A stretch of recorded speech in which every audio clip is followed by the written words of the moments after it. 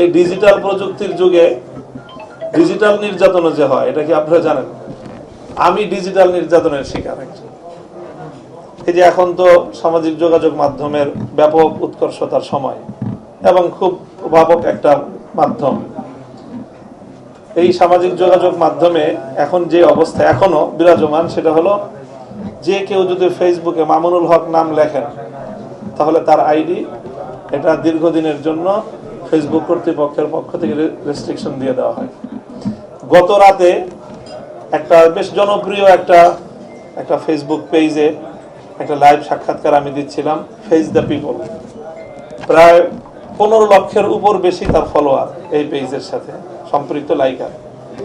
আমার সাক্ষাৎকার কিছুক্ষণ চলার মধ্যেই ফেসবুক কর্তৃপক্ষের পক্ষ থেকে লাইভটাকে তো শুধু মুভ করা হয় নাই, বরং এই পেজটাকে 1 বছরের জন্য রেস্ট্রিকশন দিয়ে দেওয়া হয়েছে যে তুমি কেন মামুনুল হককে প্রচার করবে। মানে জুলুম এবং নির্যাতন কত ধরনের হয়, এটা একেবারে সর্বশেষ বললাম যে এই নির্যাতনটা আমি খুব একটা বেশি অনুভব করি না, কারণ আমার উপর আরো এত নির্যাতন আছে যে সেগুলোর দায় মানে সেগুলোর হিসাব করতে করতে এটার সাথে এই একটা বিষয়ের সাথে হাজারো হাজারো মানুষ যারা অন্তত আর কিছু করতে না পারুক, ফেসবুকে একটু আমার জন্য দোয়া কামনা করবে, মুক্তি কামনা করবে, সেই পথটা রুদ্ধ করে দিয়েছে জালিম। আমি আমার বিষয়টা এখানে বলতে চাচ্ছি না, বলতে চাচ্ছি যে জুলুম যখন এভাবে মাত্রা এবং সীমা অতিক্রম করে, তো এটা মনে রাখতে হবে যে জুলুম এমন একটি অন্যায় এবং এমন একটি অপরাধ যে মাজলুম যখন জুলুমের শিকার হয়ে তার হৃদয়ের গহীন থেকে একটি আর্তচিৎকার বেরিয়ে আসে, একটি আহ শব্দ উচ্চারিত হয়, হয়তো তার পার্শ্ববর্তী তার একান্ত ঘনিষ্ঠজন তার হৃদয়ের সেই আকুতি শুনতে পায় না, কিন্তু সঙ্গে সঙ্গে তার সেই হৃদয়ের আকুতিটা আরশ পর্যন্ত পৌঁছে যায়, আল্লাহর দরবারে পৌঁছে যায়। শুধু পৌঁছে যায় তা নয়, ইত্তাকি দাওয়াতাল মাজলুম ফাইন্নাহু লাইসা বাইনাহু ওয়া বাইনাল্লাহি হিজাব। মাজলুমের এবং আল্লাহ পাকের মধ্যখানে কোনো পর্দা নেই, এবং সঙ্গে সঙ্গে আল্লাহর পক্ষ থেকে রিপ্লাই চলে আসে। সঙ্গে সঙ্গে আল্লাহ তার আর্তনাদ শুনেন এবং সঙ্গে সঙ্গে রিপ্লাই দেন, প্রতি উত্তর দেন। আল্লাহর পক্ষ থেকে প্রতি উত্তরটা আসে হলো লা আনসুরান্নাকা ওয়ালাউ বা'দা হিন, হে মাজলুম আমি তোমাকে কথা দিচ্ছি, অবশ্যই অবশ্যই অবশ্যই, 3টা অবশ্যই বলে আল্লাহ বলতেছেন, আমি তোমাকে সাহায্য করবই। হতে পারে একটু বিলম্ব, 5 বছর না 10 বছর, 10 বছর না হয় 15 বছর, 15 বছর না হয় 15.5 বছরের মাথায় তোমার জন্য ইনশাআল্লাহ সাহায্য চলেই আসবে। আলহামদুলিল্লাহ, আসলে মূলত এই বিজয়ের মূল উৎসটা হলো আমাদের এই বিস্তৃত জনপদ জুড়ে মাজলুমানের আর্তনাদ। কাজেই এখান থেকে যে শিক্ষণীয় বিষয়, যেটা একটি কথা যে ইতিহাস থেকে যে শিক্ষা নেওয়ার যে বিষয়ে প্রবাদ আছে, যে ইতিহাসের সবচেয়ে বড় শিক্ষা হলো ইতিহাস থেকেও শিক্ষা নেয় না। ইতিহাসের সবচেয়ে বড় শিক্ষা হলো ইতিহাস থেকে মানুষ শিক্ষা নেয় না। আমরা মনে করেছি শুধু জুলুমের কারণে শেখ হাসিনারই বিচার হয়েছে, আমি জুলুম করলে আমার তো বিচার হবে না। না, বিষয়টা এমন না। রাষ্ট্রের আপনার ক্ষমতার চেয়ারে বসে যে জুলুম করবে তারও যেমন আল্লাহ বিচার করবেন।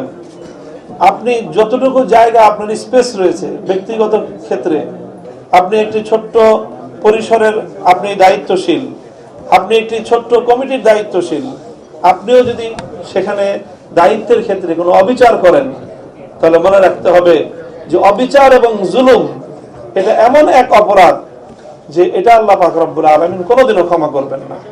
অন্য সকল অপরাধ আল্লাহ ক্ষমা করে দেন, ক্ষমা করেন অনেক সময়, কিন্তু জুলুম এবং অবিচারের যে অপরাধ আল্লাহ এটা ক্ষমা করেন না। হাদিসের মধ্যে বর্ণনা রয়েছে যে পৃথিবীর অনেক জাতিকে আল্লাহ ধ্বংস করে দিয়েছেন শুধু এই অন্যায়ের কারণে যে তারা বৈষম্য করত, পুরো জাতিকে আল্লাহ ধ্বংস করে দিয়েছেন। যাই হোক, এই দীর্ঘ ওয়াজ করা আমার উদ্দেশ্য না। আমার আলোচনার উদ্দেশ্য হলো এই যে একটা বৈষম্যের হাত থেকে আমরা মুক্তি পেয়েছি, এর সবচেয়ে বড় শুকরগুজারি হবে যে আমরা বৈষম্য মুক্ত একটি সমাজ গড়ব। 100% কপার কন্ডেন্সারে তৈরি ভিশন ফ্রিজ, তাই গুণে মানে অটুট থাকে বছরের পর বছর। এটাকে আমরা বলি যে শুকর 2 রকম হয়। আমরা আল্লাহ পাকের শুকরিয়া আদায় করব, শুকরিয়াটা দুই প্রকার হয়। একটাকে বলি আমরা যে শুকরে কওলি, অর্থাৎ মুখের ভাষায় শুকরগুজারি আদায় করা, আলহামদুলিল্লাহ বললাম, কিন্তু শুধু মুখের ভাষায় শুকরিয়া এটা আল্লাহর কাছে তত বেশি মূল্যবান নয়, আল্লাহর কাছে তত বেশি এটা আল্লাহর চাওয়া নয়, যতটা বেশি আল্লাহর চাওয়া হলো দ্বিতীয় প্রকারের শুকর, এটাকে বলে শুকরে ফেয়াইলি, কার্যকর শুকর, কার্যের মাধ্যমে শুকরগুজারি আদায় করা, কাজের মাধ্যমে শুকরিয়া আদায় করা। কাজের মাধ্যমে শুকরিয়া আদায় করার অর্থ হবে এই যে আমরা এই যে হাজারো মানুষের রক্তের বিনিময়ে যে বৈষম্যের অবসান আমরা ঘটিয়েছি, আপনি চিন্তা করতে পারেন সেই পিলখানা ট্র্যাজেডি থেকে 57 জন সেনা কর্মকর্তা কি নির্মমভাবে তারা শাহাদাত বরণ করেছেন।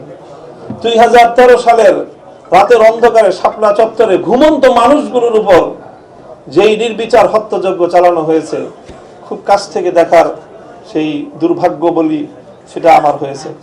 খুব কাছ থেকে যে কিভাবে মানুষের জটলাকে টার্গেট করে সেখানে 15 থেকে 20 গজ দূর থেকে আপনার রাইফেল দিয়ে গুলি অথবা তারপরে টিয়ার শেল মানুষের মাথা বুকের উপরে ছুঁড়ে মারা হয়েছে।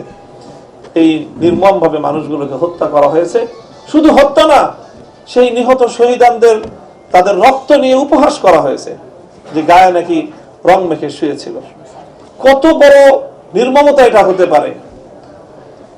এরপরে 2014 সাল, তারপরে 2021 সাল, আর সর্বশেষ 2024 সাল, এই দীর্ঘ পথ পরিক্রমায় কত মায়ের সন্তান গুম হয়েছে, কত ভাই তার বোন হারিয়েছে, কত বোনের ভাই হারিয়েছে। এভাবে অনেক শাহাদাতের রক্তের সিঁড়ি বেয়ে বৈষম্য মুক্ত এই আন্দোলন সফলতার দ্বার প্রান্তে উপনীত হয়েছে। এরপরে যদি আমরা কেউ নিজের জায়গায় একটু বৈষম্য করি, আমি এই সকল শহীদানের রক্তের সঙ্গে গাদ্দারি করব এবং এর সকলের হিসাব আমাকে এই সব শহীদের কাছে আল্লাহর দরবারে দাঁড়িয়ে দিতে হবে আমাদেরকে। কাজে আমাদের কোথাও যেন আর বৈষম্য না থাকে, কোন জুলুম যেন না থাকে। হাটকে কেন্দ্র করে যেই কথাগুলি আসলে, আমি তো আসলে ব্যবসার সাথে সংশ্লিষ্ট না, তবে আমরা এটা বুঝি যে আপনাদের এই যে একটা পেশা, এটা একটা মহান পেশা, এটা একটা মহান একটা পেশা, একটা খিদমত, যে আল্লাহর মেহমান যারা, আল্লাহর ঘরের মেহমান, এই মেহমানদেরকে তো আল্লাহ পাক রব্বুল আলামিন দাওয়াত দিয়েছেন এক ঐতিহাসিক ঘোষণার মধ্য দিয়ে, ওয়াজ্জিন ফিন নাসি বিল হজ ইয়াতুকা রিজালান ওয়া আলা কুল্লি যামিরিন ইয়াতিনা মিন কুল্লি ফাজ্জিন আমিক। ইব্রাহিম খলিল আলাইহিস সালামকে আল্লাহ বলেছিলেন যে এই জনমানবহীন মরুপ্রান্তরে দাঁড়িয়ে তুমি একটা আজান দাও। ইব্রাহিম আলাইহিস সালাম বলেছিলেন আজান দেব, শুনবে কি আল্লাহ? কে শুনবে? আল্লাহ বলেছিলেন তুমি আজান দাও, আজান দেওয়া তোমার দায়িত্ব, পৃথিবীর কোনায় কোনায় সেই আহ্বানের আওয়াজ পৌঁছে দেয় আমি আল্লাহর দায়িত্ব।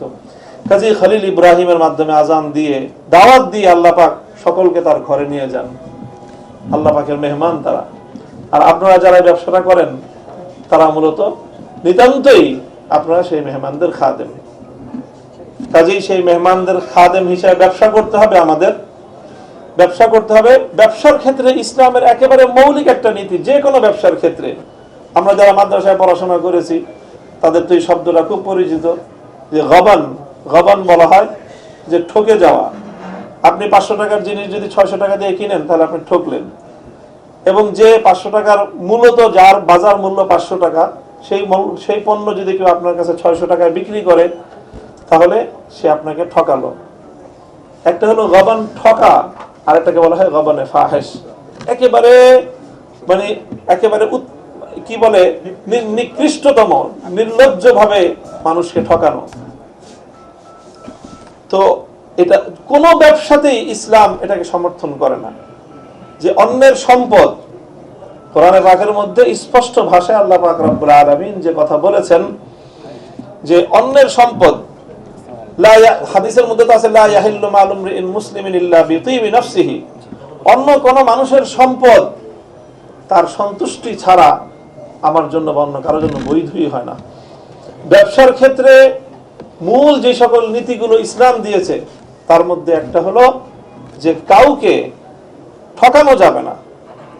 অনেক সময় মানুষ বাজার মূল্য জানে না অথবা সে বিষয়টা সম্পর্কে অবগত হয় না, তার অনবগতির সুযোগ নিয়ে আমরা অনেক সময় দেখা যায় যে তার থেকে পণ্যের মূল্য বেশি নিয়ে নেই।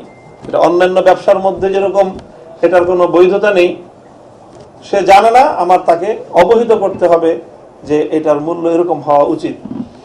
এরপরে আমার কিছু ব্যবসা থাকবে অবশ্যই, যারা যারা মাত্রার মধ্যে থেকে ব্যবসা করে আল্লাহ পাক রব্বুল আলামিন তাদের ব্যবসার মুনাফার মধ্যে বরকত দান করেন।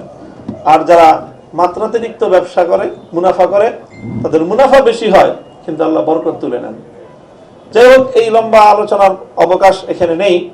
আমি যেটা বলবো যে হাজী সাহেবানদের যে কল্যাণ চিন্তা, সেটা যেন অবশ্যই সকল হজ এজেন্সিগুলো করেন। সেই সঙ্গে হাবের পক্ষ থেকে এটার জন্য একটা মনিটরিং এর ব্যবস্থাও থাকে, সরকারিভাবেও থাকবে কি জানা, থাকবে কি থাকবে না, কারণ সরকার তো একটা স্থায়ী কোনো প্রতিষ্ঠান না, বা পরিবর্তন হয়, হাবেও পরিবর্তন হয়, কিন্তু হাবের যারা সদস্য আছে তাদের ভিতর থেকেই তো বাই রোটেশন হাজের দায়িত্বশীল নির্বাচিত হবেন। তো কাজে হাবের মধ্যে এই একটা মানসিকতা বা এই ধরনের একটা ট্রেডিশন যদি গড়ে ওঠে, যে একটা মনিটরিং থাকা, যে কেউ যেন অতিরিক্ত মুনাফা এখানে না করে, যেন হাজিদের যে সেবা, সেই সেবার মানসিকতাটাই যেন এখানে প্রাধান্য পায়, এটার জন্য যে মোটিভেশনের প্রয়োজন, সেটাও যেন হজ এজেন্সির যারা মালিক থাকেন তাদেরকে নিয়ে হাবের পক্ষ থেকে এই ধরনের আয়োজনের আমি সুপারিশ করতেছি।